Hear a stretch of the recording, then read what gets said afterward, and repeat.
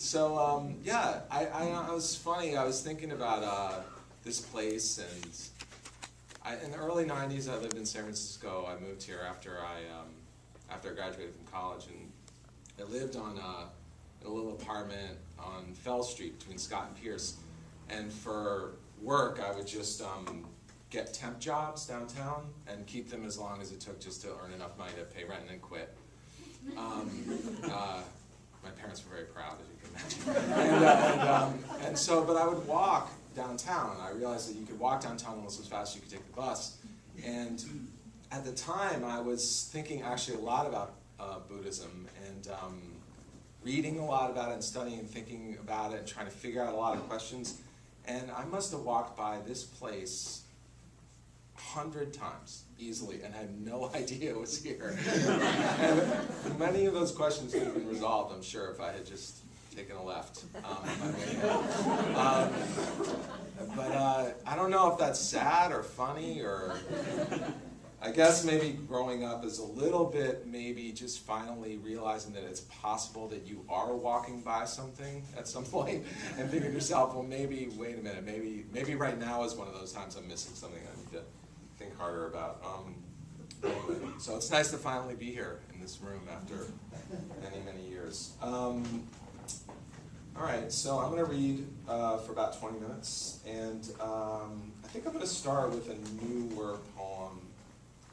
And it's, Sarah and I live up in North Beach, and we live near where a great American poet who's no longer alive, Jack Spicer, lived. And he was kind of a tragic, he was a genius, but he was kind of a tragic figure, and died young of alcoholism. And but he used to sit and listen to baseball games in Aquatic Park. I don't know if you know Aquatic Park.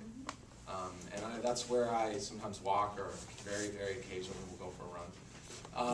And so anyway, so I was thinking about him in April, which is the beginning of baseball season. That's how the poem starts. So this poem's called Poem for Jack Spicer, and thank you for being here and for listening.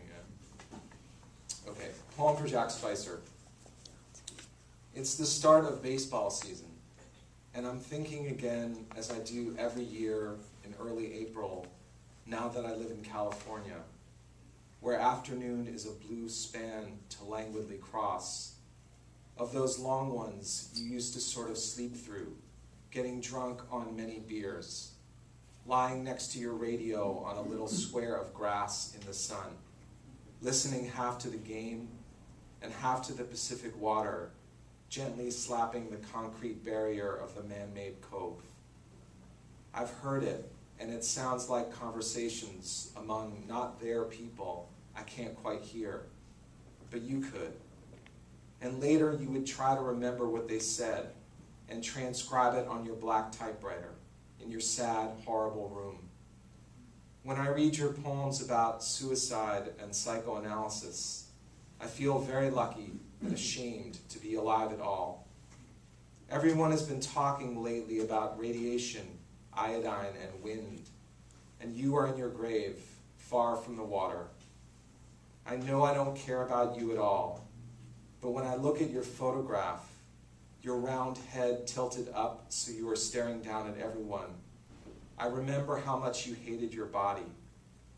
Today I will go down by the water where you used to sit and think I do not hate my body, even though I often do. When I die, please write, "He tried," on whatever stone you choose. This next poem has a very bad title. Deliberately picked a challenging title.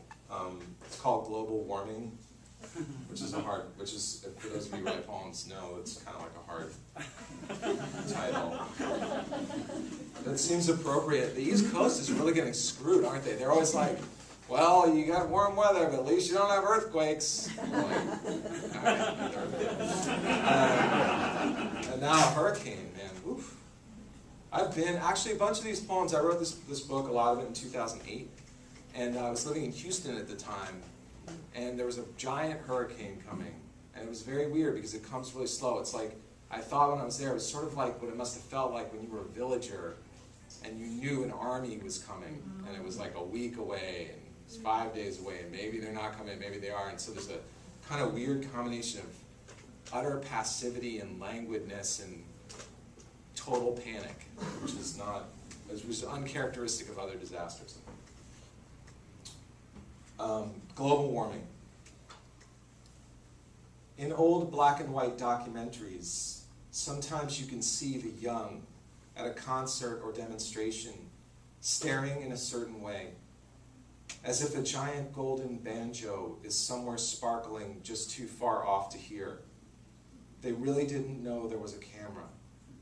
Cross-legged on the lawn, they're patiently listening to speeches, or the folk singer hunched over his little brown guitar. They look as tired as the young today. The calm manner in which their eyes, just like the camera, rest on certain things, then move to others, shows they know no amount of sunlight will keep them from suddenly growing older. I've seen the new $5 bills with their huge pink hypertrophied numbers in the lower right-hand corner and feel excited and betrayed, which things should never change. The famous cherry trees I grew up under drop all their brand new buds a little earlier each year. Now it's all over before the festival begins. The young, maybe they'll let us be in their dreams.